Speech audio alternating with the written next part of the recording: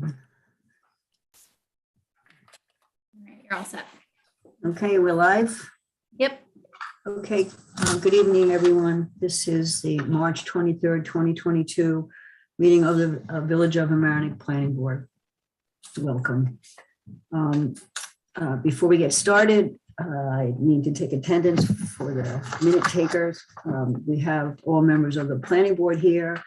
Seamus O'Rourke, Richard Littman, Cindy Goldstein, Ellen Styler, and myself. We have our land use secretary, Brittany O'Neill. We have our land use attorney, Teresa, let's say Backner, right? Backner. I do this every time. Ashley Lai, our consulting planner. John Kellett, our consulting engineer. Susan Oakley, our consulting landscape architect. Did I miss anybody? Frank Tavalacci, our building inspector. That's everybody, right? Okay. I also have to make an announcement before we get into the agenda. Last planning board meeting, we announced that we had gotten a communication that the applicant was no longer pursuing the application for the multifamily dwelling at 715 Mamaroneck Avenue. And when their engineer on the project acted surprised, we thought that was a little odd. It turns out that we were misinformed and that the application is moving forward, and the applicant has sent a letter to that effect, so the file reflects it. And on behalf of the applicant, their attorney, Mr. Paul Noto, apologized for any confusion. So I hope that clarifies the situation. Okay. First up on our agenda today is minutes from our last meeting of March 9th, where this announcement was made. part of the minutes. Does anyone have any comments, corrections, additions, changes, anything with regards to the minutes? Did anybody read the minutes? I guess my only question was, should we put some kind of notation talking about the 715 Mamaroneck Avenue and maybe just say see minutes of, March 23rd, or I know it didn't happen at the meeting, but if someone read this. We could put it in parens and say, this was subsequently clarified to have, do something. Yeah, we could draft something like that.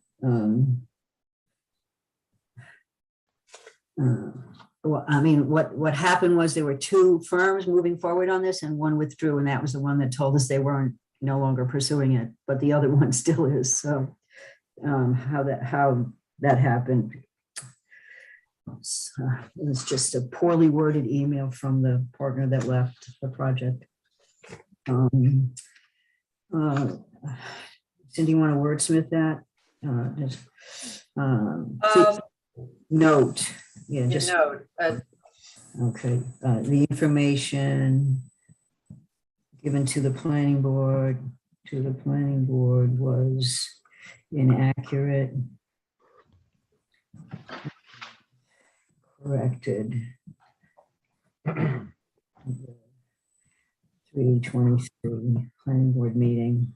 The application is moving forward. Perfect. Application is still alive. The application is still active. Thank you. I needed the word. Okay. Or is no longer dead. Has been Which is resurrected. the definition of alive. These should come. Okay.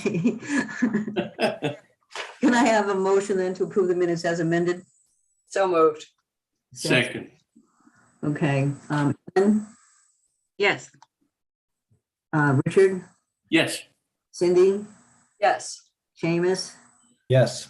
And I vote yes. Okay. Okay. Next up on the agenda is an application for a new home, swimming pool, cabana, 1010 Oriental Avenue. Now, this is still, we're having a site plan discussion. I want to note that the application is still not been declared complete by the planning board.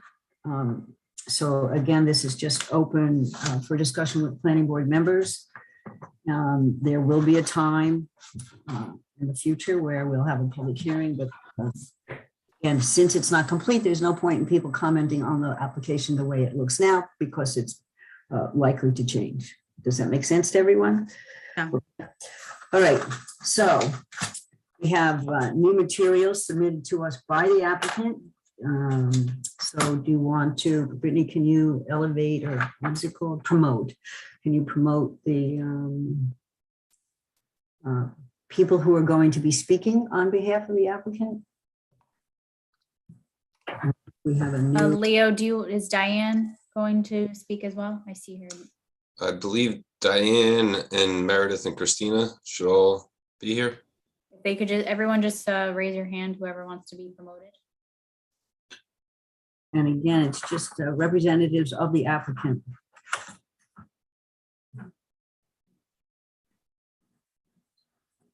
I can start while Brittany's moving everyone into the meeting. Good evening, everyone. For the record, Leo Napier with the law firm of Harfness, Carlton, Pearlstein on behalf of the applicants, the Ekstroms. Joining us is Diane Eaton of Keller Eaton Architects, Meredith Juliana of Langen, the landscape architect, and Christina Zolezi of Langen, the civil engineer. We did, since this application was last before you, we did provide a detailed submission responding to the last round of the village consultant's comments. I know, Madam Chair, you noted in the introduction that this isn't yet at a public hearing.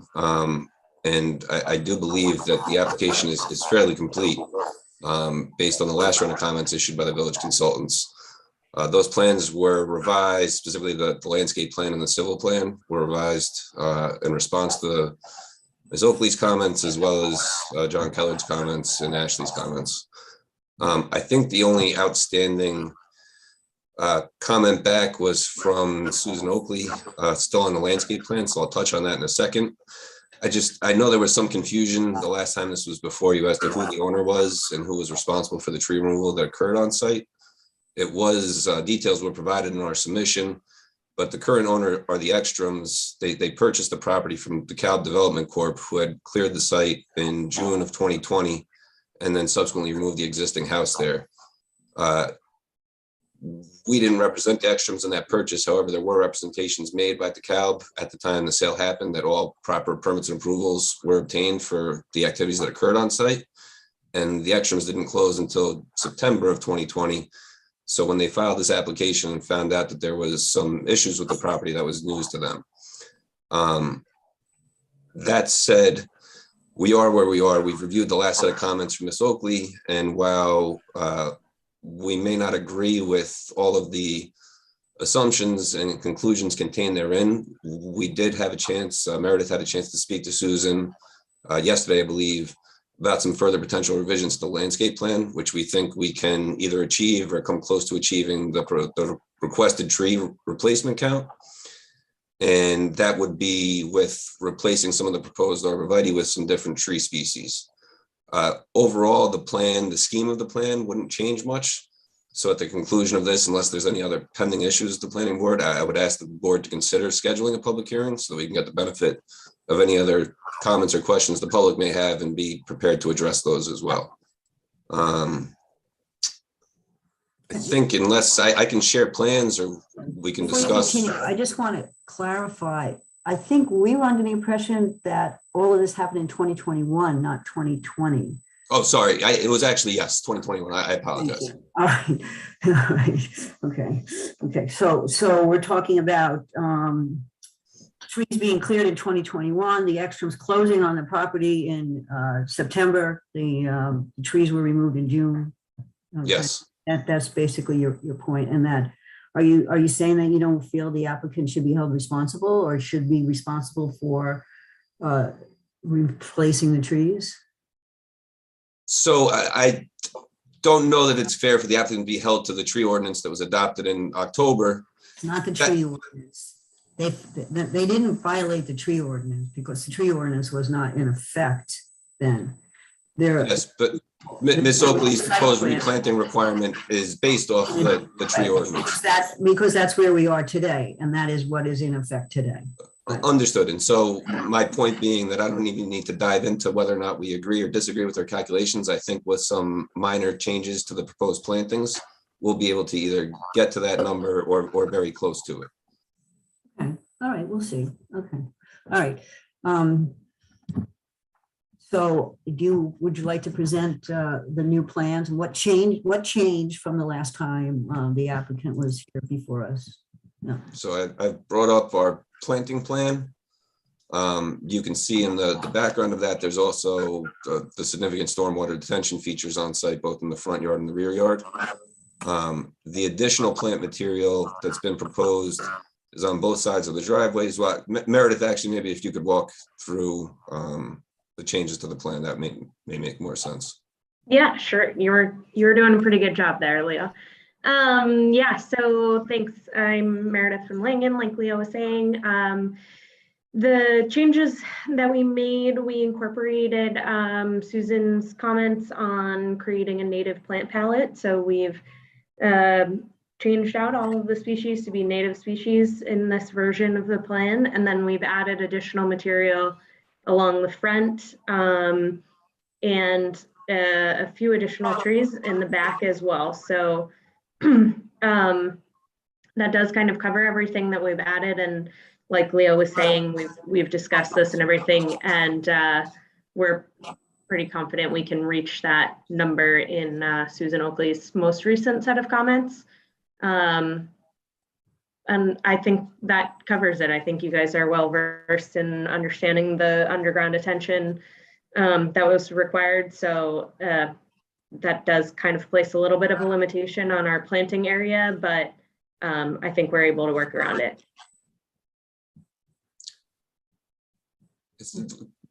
Madam Chair, I actually had one question. I noted in Susan's memo that there was a comment about replacing street trees, but I don't believe street trees were actually taken down at all. So I was just looking for clarification on that item. Yeah. Normally, if someone comes to us with a project such as this, we look at the street trees regardless of any other issue with regards to trees. And I think and Susan can explain this, what she noticed was that in the past, there had been more street trees. We're not saying those trees were taken down. They may have died or whatnot in the interim, as she reviewed Earth and Google Maps, Google photographs that were online and what information we could find. And so she was just suggesting that while we're at it, to add street trees that didn't appear to be there anymore that had been there in the past. Understood. So we can take a look at that as well. Yeah, I mean, because we ask people to plant street trees all the time. That's just something we do, add trees to the inventory for the village.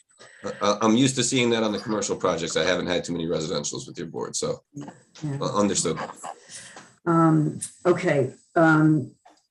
Now, were there any other changes made to the plans? I think that you probably made some changes to the stormwater management system from the last time you were here. If Christina's on and could address any changes to the civil plans, and Christina, if you tell me what sheet you want me to flip to, I can. You can leave it on this sheet. That's fine. Okay. So Christina Zalezi with Langen Engineering. We addressed the concern with the footing drains potentially draining to the system in the front there, where it would be feeding groundwater back and forth. We ended up lowering the system a foot. I believe one of the comments from the town engineer was to verify that we have 3 feet of separation to groundwater and rock. We did not encounter groundwater while doing the testing, nor did we encounter rock. So we meet that requirement of providing the 3-foot separation. We showed an overflow from the pool equipment to the rear system for the winterization. And I believe that was generally the revisions that we made. I mean, then there was no more additional units added to the system. I think we also added a catch basin up in the parking lot because we tweaked the grading a little bit in the driveway there to connect back in, but there was no additional units or anything added to the system itself. Is there any other changes or anything else you would like to highlight for the board and for the people watching? I could just point out, and hopefully this will work, but the site has been The stormwater detention and the planting plan have been overhauled from where this started. So just, if I could for 1 second. I have to move the Zoom bar. But this is the plan that we started with. Is my screen still showing?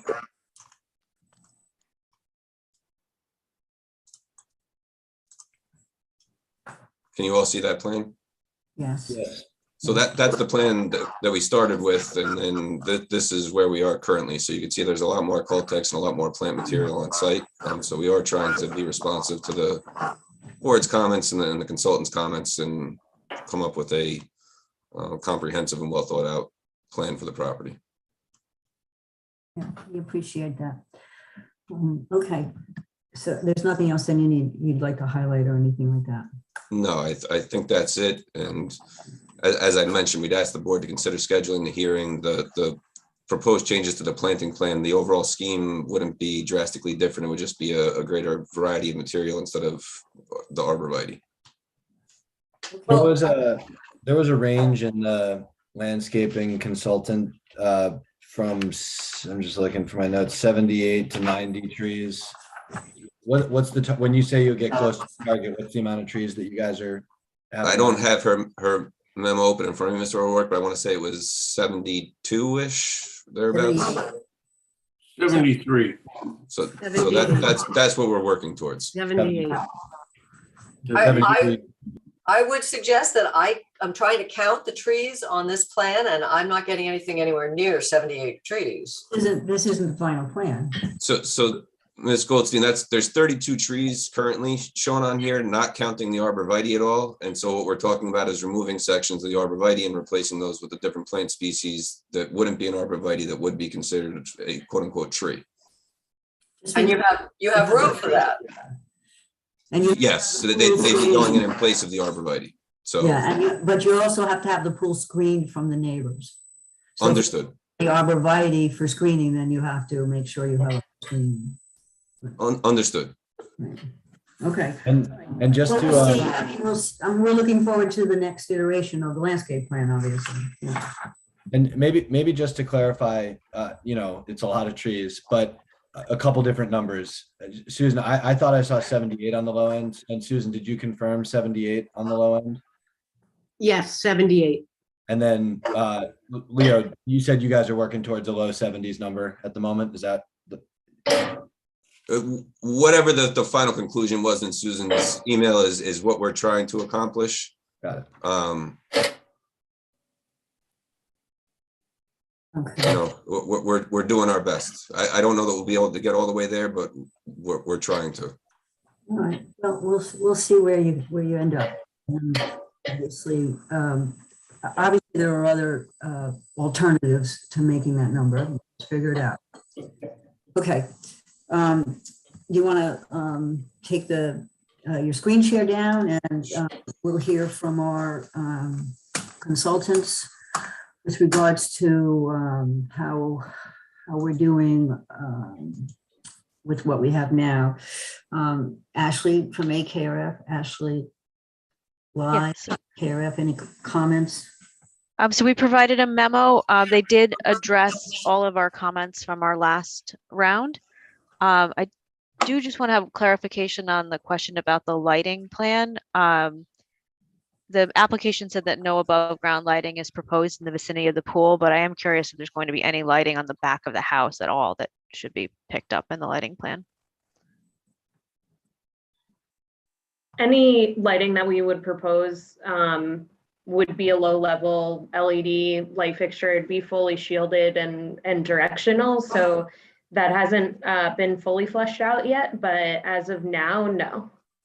Okay, so there wouldn't be any floodlights on the house that would be directed in the direction of the pool? Nope. Okay. I have no other questions. Thank you. Thank you. John Kellett, our consulting engineer. Hi, good evening. The applicant has made the submission and addressed all our comments.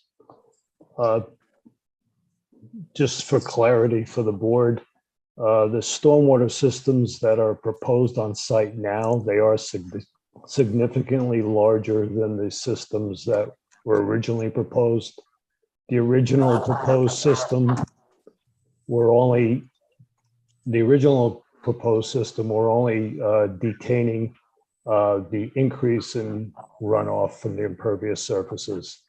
The new systems, the larger systems, will retain the complete volume of runoff from the impervious surfaces so that there's a zero discharge from the systems during a 100-year storm. So it's a significant improvement over what was originally proposed. And just to clarify for Christina, my comment about the depth to the 3-foot depth below the system. I made the suggestion that you lower the front system to lower the point of infiltration below the basement, just to make sure that the water leaching from the drainage system doesn't end up back in the basement. So you just have to pump it and recycle it, which was good. You revised it and made it deeper. But what I noticed is the test hole locations, the data for the test holes do not extend 3 feet past the elevation of the treatment systems proposed. So I didn't see that you confirmed that we have the 3 foot of separation based on the elevations. So if you could just look at that and show us that you do have that separation. Okay, we may have to do additional testing then, just to verify that we're not gonna encounter rock or groundwater. You may Within have 3 to. Yeah, and I noticed it also occurs in the rear system, Okay, which is, it's obviously deeper than I guess we originally had it. So that was my lone comment. I noticed that you do have 1,250 yards of excess cut on the property. And your response was that you could potentially use it on site. I would just ask if you intend to use it on site to change the grading plan to reflect where that fill would be placed. so we At this did. point, I'm assuming it's going to be taken off site. So what we did was we raised the site 6 inches across to minimize the amount of fill once you factor in the area, the system, the spoils and whatnot. I think we came up with about 4 inches of extra material that we would just put over the site itself. So I don't know if it would necessarily reflect easily on the grades, but the intent is that whatever the excess material is, it's going to be spread across the site. So that way our client doesn't have to export any material at all. Okay. It only turns out to be 4 inches. Yes. Okay. Could somebody please help me understand that a little bit more? Because I was looking at that CG 101 drawing, and it looked like the net fill was 1,400. So I wasn't sure how there was net fill of 1,400 and then excess.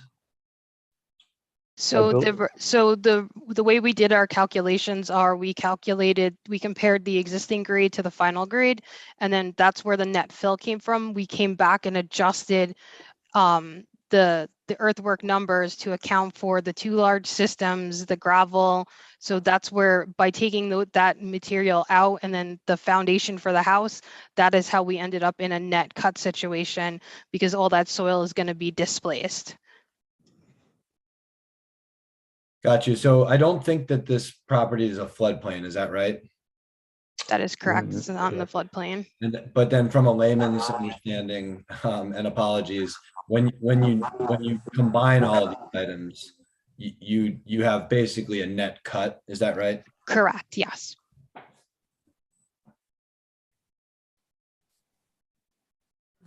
Any other questions on the engineering side of this? I have a couple also from ignorance, but I just want to make sure I understand this. John, on page 2 of your memo, the last paragraph on that page, referring to portions of the project site along the perimeter, which will continue to flow off-site. And then it talks about the significant reduction. So is that the part of the comment that was addressed by the applicant? I mean, we're not supposed to be discharging off the property, are we? No, my point there was the only discharge off the property would be what would flow off from the grass surfaces. Any impervious surface, the roof, the driveway, the patios are all collected in the infiltration system. Okay, but I thought we were supposed to control all of our stormwater on site.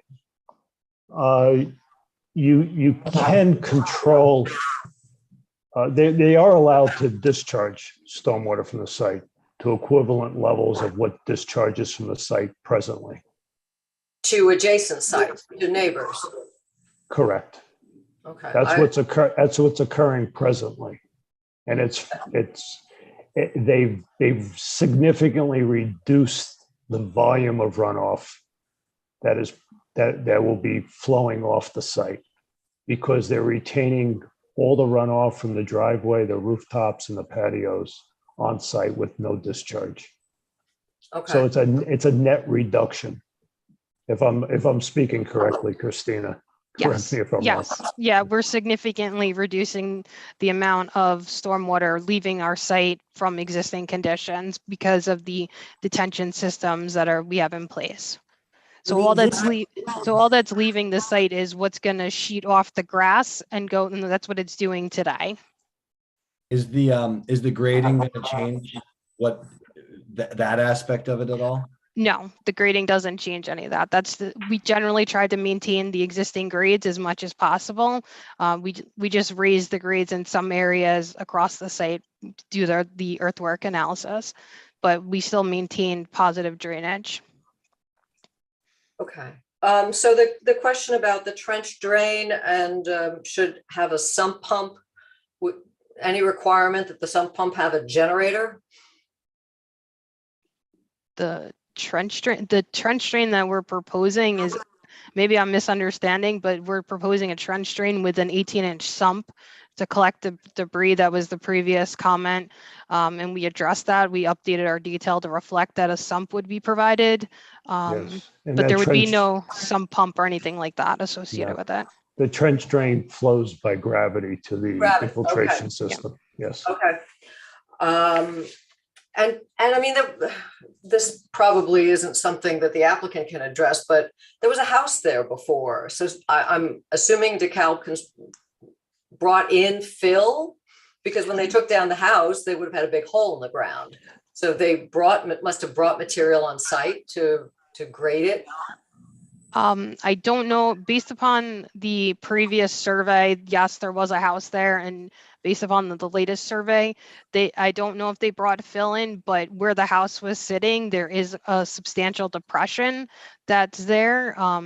So we would be filling that in by placing the pool and the system back in, the drainage and everything back in there. So we're filling that in so that way there's not going to be standing water on the property. I don't know if they brought in fill or not. So the 1,200 feet, square yards of additional cut is over and above what you're going to need to fill in that depression. And No, we're only raising the grades, I believe, maybe a foot in that area, but we're everything they're not going to bring in any material other than the gravel for the pipe trenching, the system, but any soil is all going to be generated on site from the installation of the foundation for the basement and then the two systems. So we're not anticipating them importing any soil. right, you're going to have extra soil. Yes, and then we're going to spread that extra. So it results in approximately 4 inches of extra material that they'll spread over the site. So they're not going to take anything off site.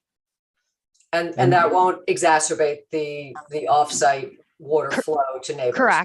Correct. Okay. Yeah, and we keep getting it the same way. Sorry, Sandy, but if you don't mind, just when you raise something. So if there's standing water on site now, why won't it run off with the new plans? Is it because of retention systems? Correct. I mean, I don't anticipate there being any standing water on site. It's just that there's a depression where the house was previously located in the rear of the property.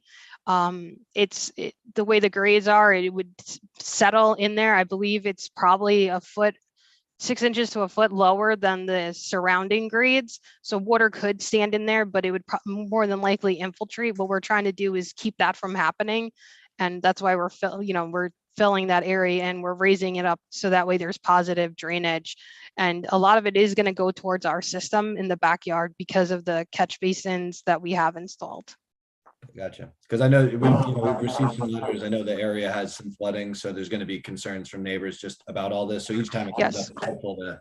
Nope, helpful to be specific. Yeah. understood. That's why I know when I had talked to Mr. Callard previously, he had recommended that we do infiltrate up to the 100-year storm because of the existing flooding concerns that are out there. So that we, in talking with our client, we agreed that that's what we would do. And that's why the system is substantially larger than what was initially submitted.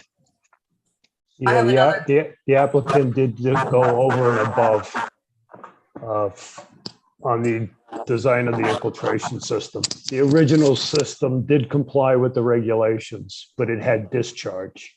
And we were concerned with the point discharge to the roadway and to the neighbors in the rear. And there were two surveys that were submitted with this application. One, I think, from 2003, and then one more recent. And just looking at the elevations along Oriental Avenue, there's about a foot difference between the two surveys. Can somebody explain how can that be? It depends upon the datum that the surveyor used for the original survey. A lot of times the datum has probably been since changed. So there can be a foot difference in contour elevations between the two. The intent of submitting the previous survey was to demonstrate the trees that were on the property previously, so that way we could use it as part of our stormwater analysis and talking with Mr. Callard and addressing the concerns about the property being wooded. So we wanted to accurately reflect that information and update our modeling to take into account those areas that were wooded previously instead of using the current conditions. Great, thank you. I had one last question for John Kellard, perhaps. Our prior discussion had talked about clay soils and slow percolation. Is that related to the test pits? I just want to revisit that discussion in light of where we're at right now and if whether that's still a concern. Well, it is low percolation of the soils. But that's why the systems are so large, because the runoff will infiltrate slower into the ground. They need a larger volume of storage. And it's reflected in their design. They tested for the percolation of the soil, and they've sized the system based on that slower percolation. If we had a fast soil there, the systems would probably be much smaller in size. Thank you. Any other questions on the engineering and the changes? Any comments? Okay. That brings us to Susan Oakley and the landscape architect, the landscape memos that we've had. I think that we discussed this a little bit earlier, but Susan, who I think did a really nice job trying to figure out how many trees were probably on the property at some point in time, and did a lot of research and really put a lot of effort into helping the board determine, because we had heard things from neighbors and whatnot, but we needed some proof. And so we started with the 2003 survey. And I don't know, Susan, if you want to just briefly, I don't know if anybody has any questions, or any of the board has any, or the applicant have any questions about how you determined from there what the trees were, and then how what sizes they were and things like that, because we had to figure out how many trees needed to be replaced and what they needed to replace with, because the law, larger trees have to be replaced with more trees than smaller trees, because the canopy needs to eventually be replaced. So Just in summary, you're correct. It started with the 2003 site survey. And then using Google Maps and Google Earth and some, excuse me, street views and aerial views determined as time progressed what might have been removed and what needed to be added. And that's how the determination came to the number of trees that were on the site in 2021. Then using the tree law, the Village of Mamaroneck tree law, to determine if all those 61 trees were removed, what the, oh, I'm sorry, I left out a step. That was trying to figure out how these trees might have aged, because we knew that the majority of them were there in 2021, how they may have aged in the 18 years between the survey and the time of takedown. So that the majority of the trees were maples. I used a US forestry research that determined that trees, red maple trees can grow 3 to 3.5 inches in diameter over the course of 10 years. We were dealing with 18 years. And because this was a random calculation, I reduced the growth to 2 inches over 10 years, just to give the applicant the benefit of the doubt. So we came up with a number of replacement trees based on the size that was taken down, and that would have been 93 trees. But in an effort to help the client, the applicant reduce their burden, we only enlarged the size of the 6-inch diameter trees and kept the replacement equation the same for the rest of the trees, bringing the total number to 78 replacement trees. So there were a number of places where we tried to be accommodating in the size of the growth and then in the replacement number. Does anybody on the board have any questions for Susan? No, So I think this was, I'm sorry, Ellen, go ahead. Oh, no, I just have a question. So when the trees are replaced, they're not replaced with the same size though, correct? I mean, you don't replace an 18-inch tree with an 18-inch tree. You plant a small one and. Yes, the replacement tree needs to be 2 to 2.5 inch caliper. Okay. Which are, you know, relatively good sized trees. And if you have an 18-inch tree you're replacing, you have to replace it with 2. 2, right. Exactly. Right. That's how it works. Yeah, it would take flatbeds and cranes to plant an 18-inch tree. So Yeah, I was figuring that wouldn't really be doable. right. Susan, how tall is a 2 or 2.5? How tall are the trees that would be Caliper, planted it according depends on the species. It depends on the species, but you know, it for a red maple, it could be 20 feet, 15 feet. It depends. It depends on the nursery it's acquired from. It depends on how well it was taken care of, whether it was pruned. There are a number of Okay, I was just, area. you know, because it would look silly to have, you know, 73 trees all exactly that they would look like clones, you know, all the same height, all the same diameter. You know, you want some variation in there, and I'm so glad that we're talking about trees, not shrubs or bushes or arborvitae. I mean, Yes. it seems from your forensic, you know, landscape architect report here that the sorry, that we're talking specifically about trees and not anything else, which the applicant may or may not want to put on the property. Of course, they can put in arborvitae, but that's not going to count towards the tree count. We're following the definition of tree that's in the law, that's in the code.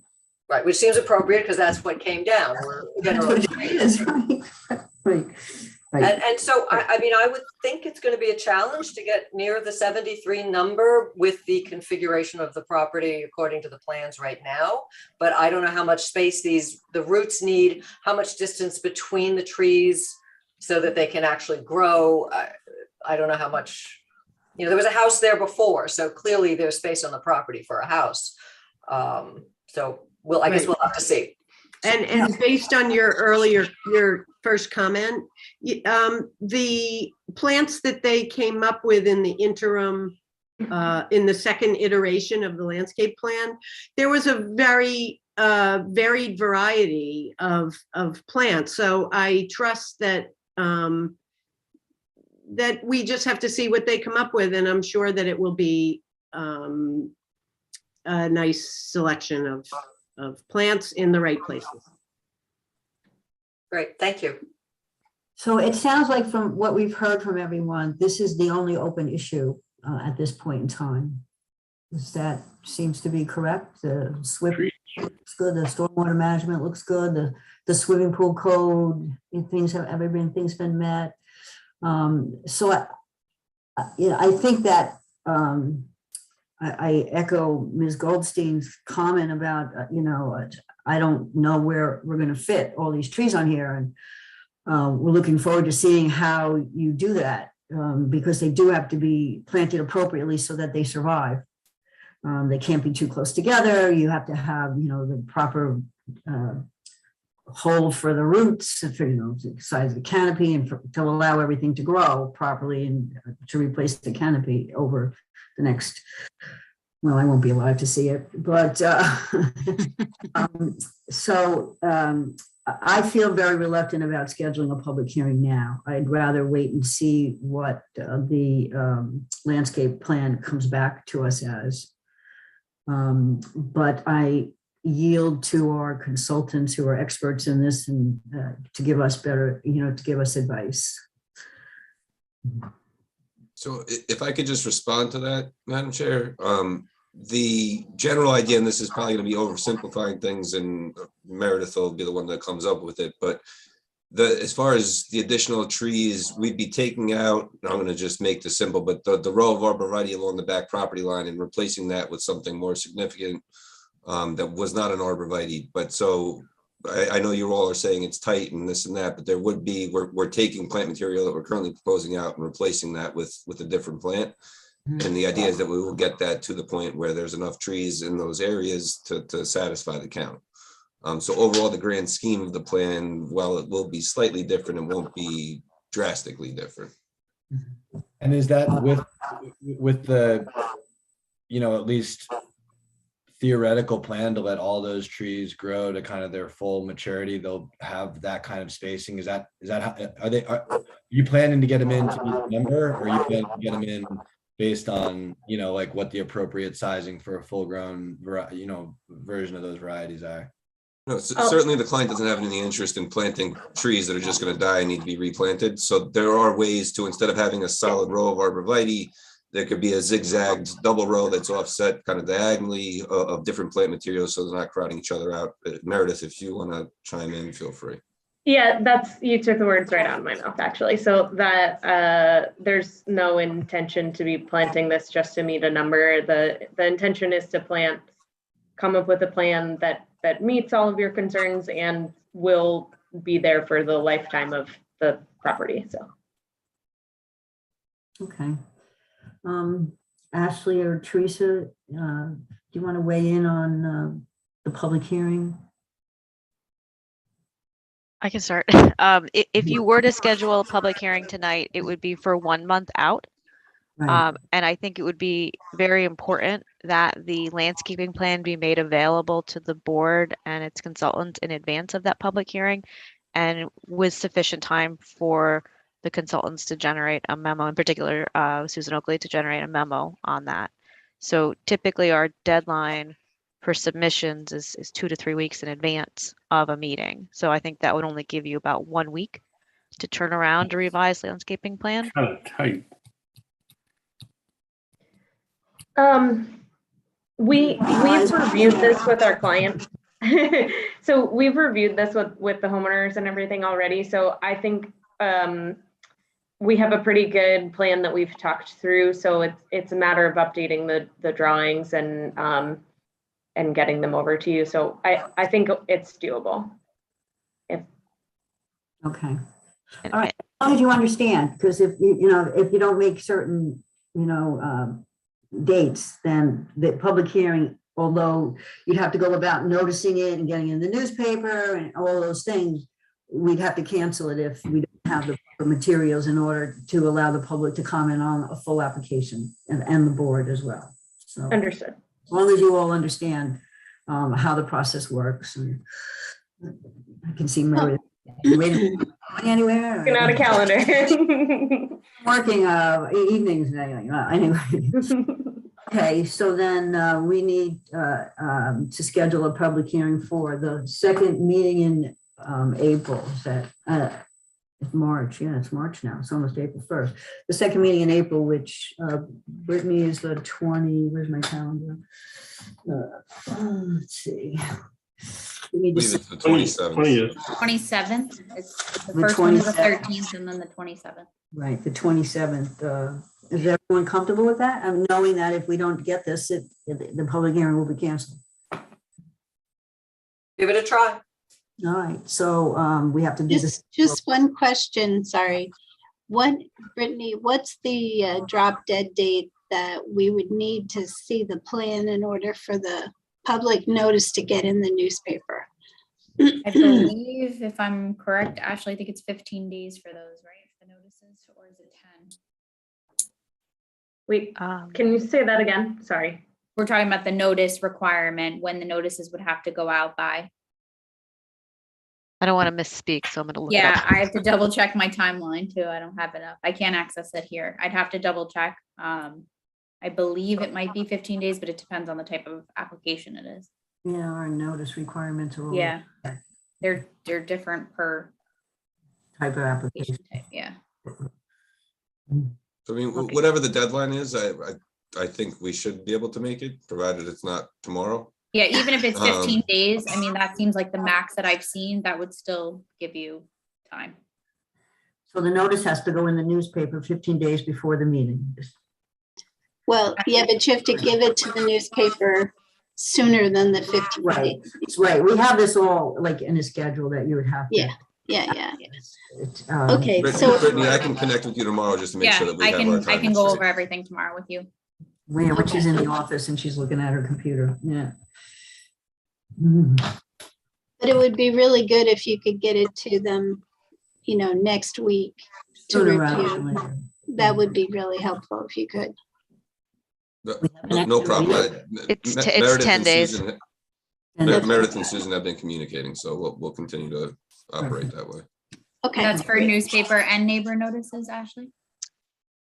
That is the sign posting, the written notice to the neighbors, and the public hearing notice Okay, so it's 10 days, Ashley said.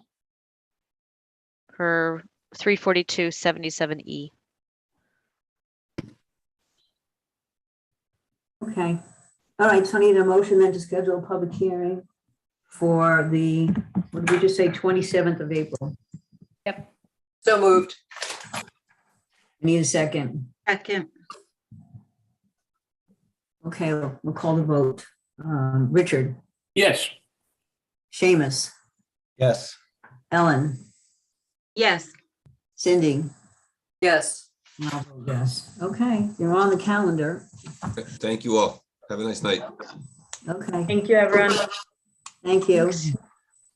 Okay, we need the 1010 Oriental folks to be demoted after they were promoted. Okay, the next item on the agenda then is a discussion of a proposed local law to change the, everybody, I gotta put all my 1010 Oriental papers before we start this. I got it. I think I have it, yeah. To change the wetlands permitting process. And I think we have now, we have to take good notes here because we have to write this up in a memo to the Board of Trustees when we're done. So I'm going to try to take some notes, but I'm gonna need backup on this. Okay, so we got both a marked up copy and a clean copy of the proposed wetlands law amendments back in beginning of March. I hope everyone's had a chance to review it. The most noticeable change in this is that this particular draft removes all of the wetlands permitting process from the planning board and moves it over to the Harbor and Coastal Zone Management Commission, HCZM. And so I have that. I have a question about that. And then Cindy, who has more information on this and has some history, might want to speak to that. But I don't know how you want to go through this. I mean, there's typos in here, not a lot, but there's typos in here. Well, could we maybe start with the important question, which I think you just posed, is, what is the point of this? Right, and then we'll work our way down. Yeah, because I have typos, I have questions that are minor, but if the premise of this is, I think that's more important to do the meat, so. Right. So why don't you school us in the history of this?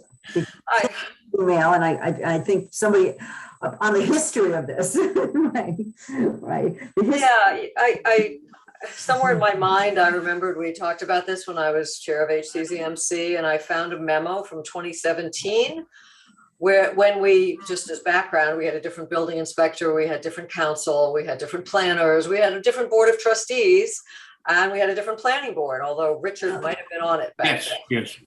Okay, so as part of ongoing review of, And is anybody still on HCZM that was there then? no. That's why this didn't get carried over, right? Okay. Well, yeah, I can't expect people to have this institutional knowledge is nice, but I'm a dinosaur. So back in 2017, HCZMC did a memo to the Board of Trustees suggesting several things that needed to be addressed. I think we've actually done one, which is the tree law. But part of it was amending Chapter 192, talking about granting wetland permitting authority for marine structures only to HCZMC. And at the time, the planning board and HCZMC agreed that that made sense. I don't think we've done any marine structures lately here at planning board, but there's really nothing for planning board to do with marine structures because it's basically a consistency question. So that always seemed kind of silly. So that's the genesis of this conversation, was to help applicants, to streamline the process, to make it easier, but it was very narrow. It was, in fact, the language in the memo from our land use council at the time talked about the planning board has advised the Board of Trustees that it supported the transfer of jurisdiction to HCZMC where the wetlands permit application is coupled with a marine structures or perimeter permit application. By contrast, the planning board expressed a desire to retain jurisdiction over wetland permit applications that are a part of a subdivision or site plan application. And this is a policy matter for the Board of Trustees to resolve.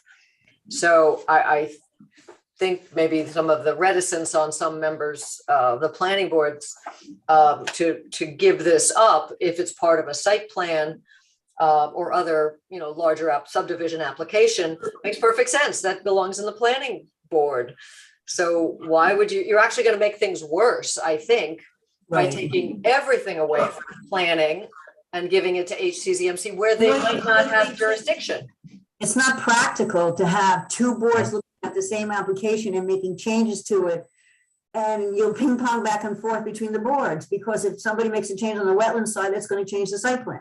And then if you do them sequentially and then give the wetlands permit, then they come for a site plan and you change the application, then they have to go back through wetlands. It's just really impractical. Well, and I think there could be, and I haven't looked at the statute, there could be a situation where HCZMC would not see an application for whatever reason, but now we're saying they have to see it for the wetlands permit, where it would otherwise be handled all at planning board. So I think we're creating a problem where there isn't one.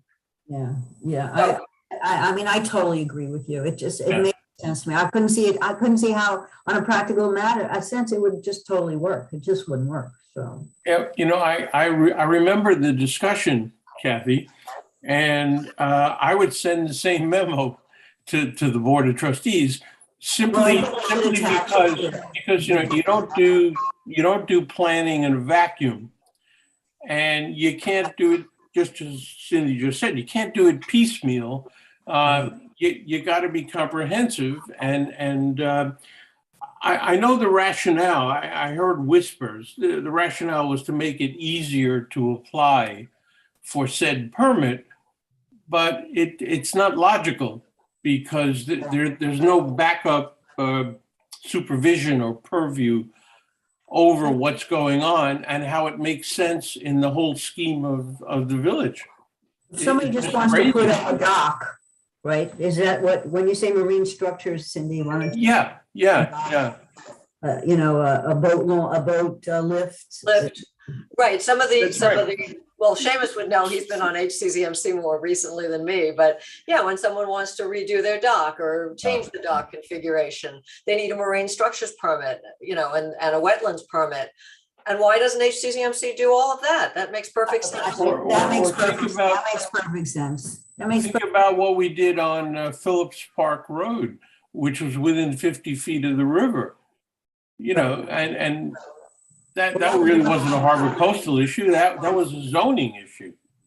right. That That was would preclude us. because when we did that project, we noticed some inconsistency and there was conflict between the wetlands permit law Yes. and the zoning law, 342-50, subsection B, subsection 5. So this, if everything moves over to HCZM, it creates more of a problem. And there's inconsistencies in other sections of the law that mention planning board. So none of those inconsistencies were addressed in this draft law. So that's to me another issue. It's going to create some inconsistencies that it doesn't address. But if the board decides to keep certain functions such as subdivisions and site plans with wetlands permits with the planning board, then they still have to address some conflicts. But I didn't go through the entire code to figure out where these inconsistencies might appear. That's something for someone else. But Well, I'm happy to circulate this memo from 2016 and 2017 because there were other suggestions in it of things that the board could do if they want to tinker with the code that would be helpful rather than slowing things down. right.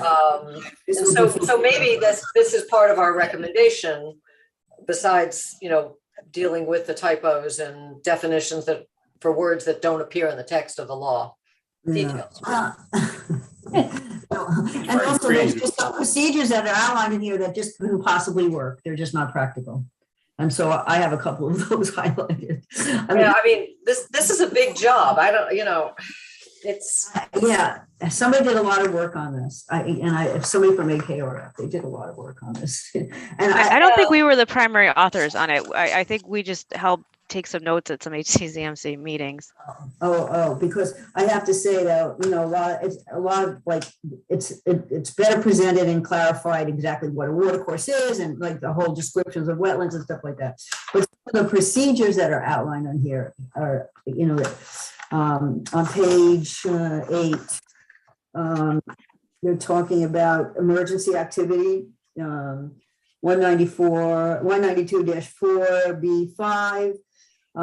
If there has to be some emergency activity and they can't get to protection of life, property, or natural resources, and they can't get to get a permit within 48 hours, they have to notify the commission.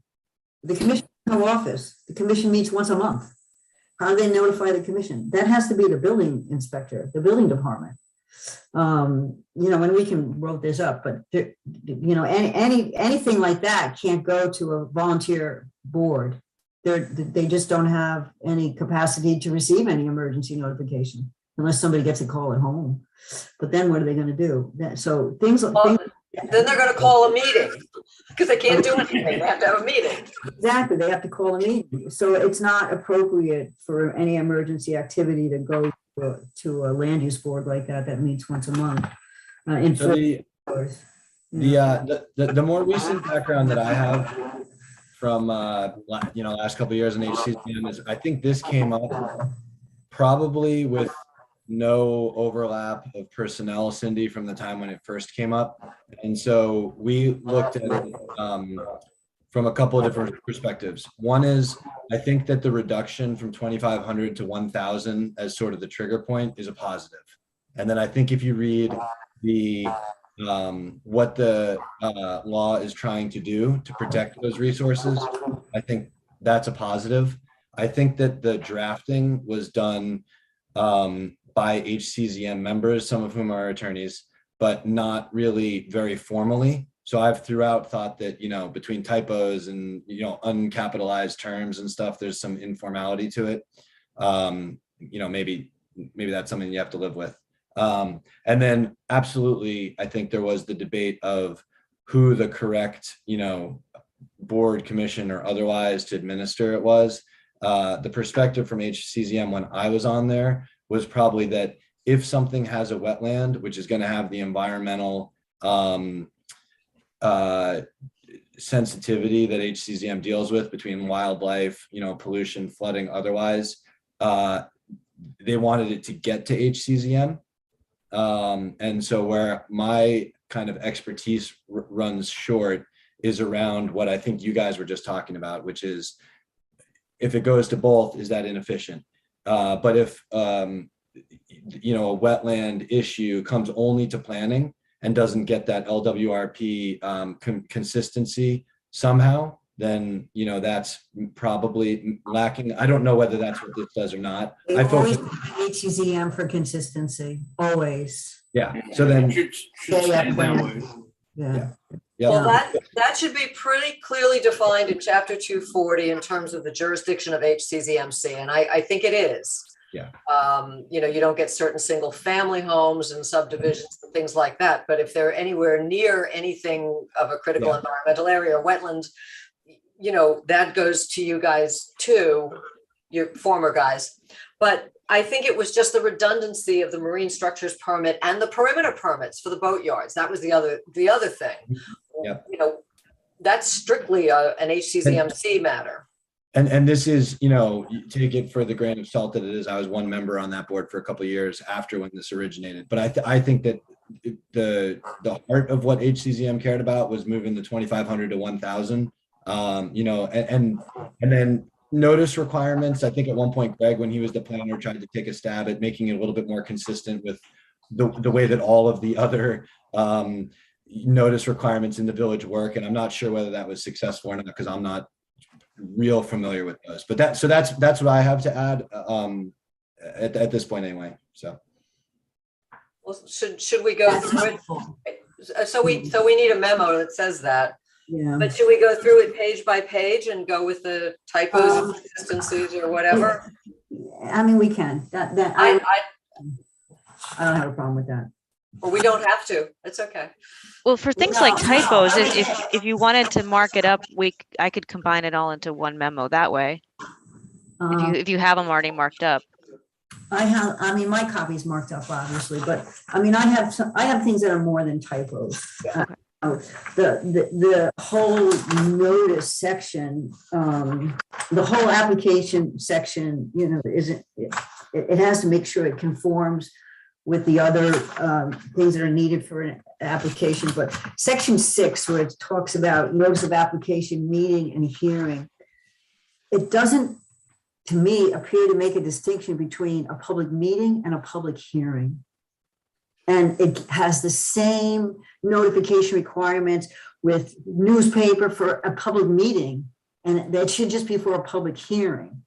So that whole section there is just not right. The whole thing has to be reworked and have a difference between a public meeting and a public hearing, and what notices are for what. And within 5 days of receipt, it has to be, determined, and, it has to be published 21 days before the meeting, which is 21 days. I mean, so this has been a concern of Ashley and Teresa since they arrived on the scene, that our notice procedures are all wrong and they're all over the map. And this makes it worse. This makes it worse. So we have to, we can make a comment just saying that this section has to be reworked, and that if there's a difference between a meeting and a hearing. It shouldn't be a wheel reinvention, right? I mean, like I said, I remember Greg saying, let's just make it consistent with like other parts of the code. Like The problem is that the rest of the code is a mess. So if you're copying from a part of the code that's already a mess, it's just replicating the problem. Right. So, yeah, the rest of the code's not consistent. And if we're going to do a memo, we should probably mention that in our memo. Yeah, we might want it to 21 days just for that. to have the applicants, provide the notice, and, and all adjacent governmental agencies have to be noticed. We only do when we do a secret, I believe. We don't do it just for permits. We do it when we have property that is in 2 jurisdictions. We, over by Rye, the Rye border, there are houses and properties on the sound there that are in both the village of Mamaroneck and the city of Rye. And I'm sure there are places like that on the borders with the town of Mamaroneck as well. But there's no wetlands, or there's no water there. So I think, Kathy, what would be probably most efficient for the board is for everybody to provide, as Ashley said, like any comments regarding typos or inconsistencies to her, and I think I have some ideas about how to simplify these notice provisions. They don't have to be 2 pages long. And then this one's longer than 2 pages. All right, 3 pages long. Okay. Just reading it makes my eyes go cross. So let us work on making the changes, suggested changes, especially to that. Because that could then we're funneling our comments all to Ashley then. Yeah, let's do that. But then you guys can review I'm fine with it. Right. Yeah, so on the next agenda, we would have I would put together a red line with all the board's comments and a memo summarizing what the purpose of the comments were, the intent behind the comments. All right, or just a memo to the board of trustees. I mean, right. Right. Okay. So we'll let them know we're working on it, and it's going to be on the agenda again in April, because we have an extra week out there. I don't want this to go on their agenda for them to vote on before, which is what happened with one of the other laws that came our way. I'd like to make a suggestion about the issue of the lawn care in the proposed law. And it does say that no permit is needed for the lawn maintenance, and chemicals can be used as long as they're not deleterious. But I wanted to suggest perhaps it should be specified, these suggestions for Save the Sound, which is that no fertilizers or pesticides can be placed on lawns within 20 feet of a wetlands boundary, because fertilizers and pesticides can attach to soil particles and wash into wetlands, depleting oxygen and deadly to aquatic life. So I'm wondering if that would be a beneficial enhancement of this law. The only thing I think you have to be careful of there is that DEC has primary jurisdiction over the use of pesticides. So we would just, Ellen, we would just have to look and make sure we're not running afoul of any state law. Okay. I see. Makes sense. Yeah. And I'm sure we can do that. If nothing else, we can just call DEC and say, would you guys object to this? And, okay. Or can we suggest that people follow or say people have to follow the DEC guidelines? Because I think at HCZMC, we did put conditions on resolutions that for certain sensitive properties right at the sound, that they couldn't use, and they were very happy to agree to it. Hopefully they're following, the guidelines, but that they would not use, certain pesticides, fungicides, herbicides, because they were in such a sensitive place, and they went with that. And if we can incorporate that in the wetlands law, I think that would be terrific. Yeah. I think it would be terrific. I think you can ask people to agree to things and conditions that you may not be able to put in the law, okay? Because you're using seeker for like a site-specific evaluation. But I don't know, Cindy, I'm not drawing a conclusion. I'm just saying this is something to be aware of. That's all. Makes sense. Okay. When do we think we can get our comments to Ashley by? So let's put some timeframes on this, baby. Well, can I ask what format would be most helpful, Ashley? I mean, I don't think I have a red line, but it's not something I can red line. I don't have a Word doc, right? No, we have PDFs. I So how do think I I might have a Word doc. There is There is definitely there is a Word version of it. on the exists. website? No, I'd have to send it, or Ashley might have it. I think it was sent I around do- yeah. first. Yeah. If you send us a Word doc, we can comment, we can redline and comment on it and put our Yep. comments on it. Yeah. I'll circulate that. Okay, good.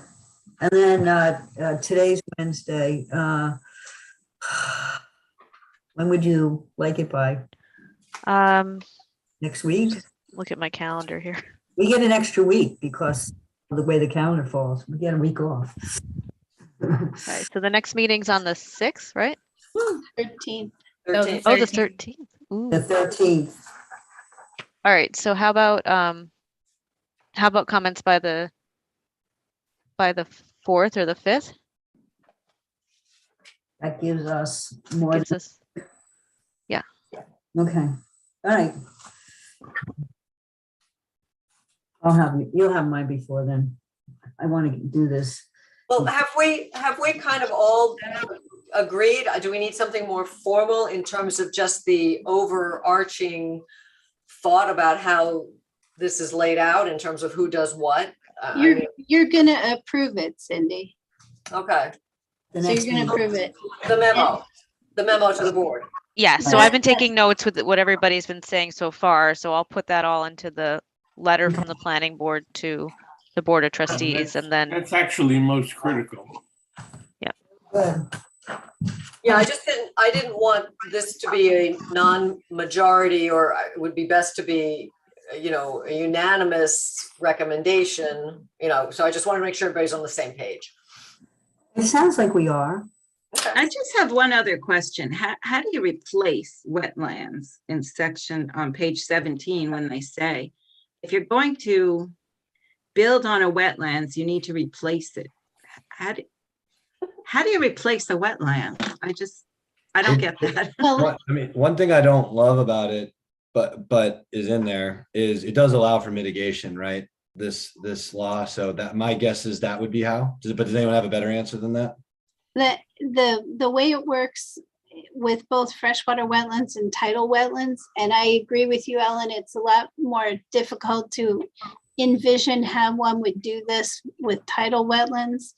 But with freshwater wetlands, there are certain ratios that people follow for replacement of wetlands only after they've established that there's no way to avoid the impact. So you first have to, make sure you've avoided and minimized to the greatest extent practical.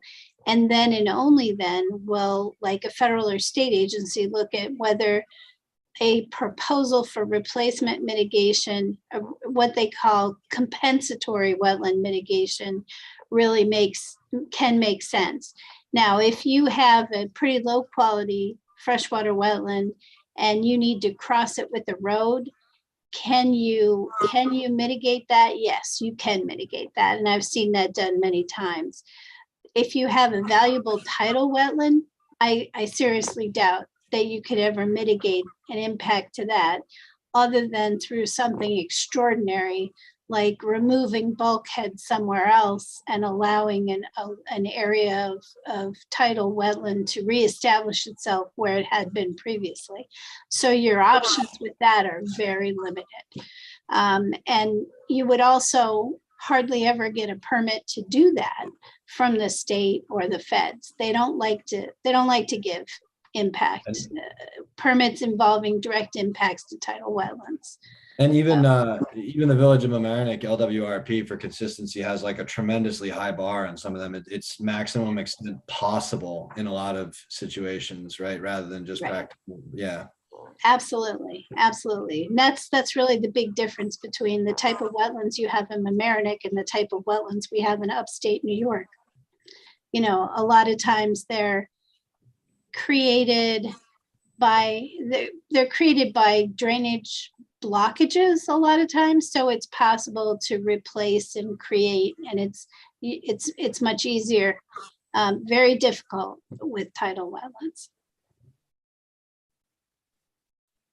Interesting. Thank you. Yeah. Tonight was education night. A lot of things tonight. Okay. Is everyone done? Anybody have anything they want to add? I just have a quick question. So the notice requirements currently for Harbor Coastal is only for marine structures and perimeter. So what they're proposing is that it would be anything going to Harbor Coastal would now have, they're trying to mimic what other boards do. For No. notices, what I just read. No, they want No, everything. just for wetlands. Right now, all wetlands permits are given out by the planning board. So this has the wetlands permits being given out by HCCM. Right. Now we're saying the marine structures of wetlands permits could go to HCCM, but we should keep the ones that are associated with the things we do, like site plans and subdivisions. Okay. Go to HCCM for consistency. So this is the wetlands permit process. And if it works out the way we would like it, some of them would go to HCCM and some of them, fewer of them would come to planning. And the notice requirements would be the same for either board. Got it. Okay. Okay. Thank you. The notice requirements go with the type of permit, not with Right. the board. Okay. Yeah. Okay. Okay, good. Okay. All right. I need a motion then to adjourn the meeting. So moved. Second. All in favor? Aye. Bye. Thank you, everybody. Thank It's you. okay With you all. Have a great night. Bye. Have a good night.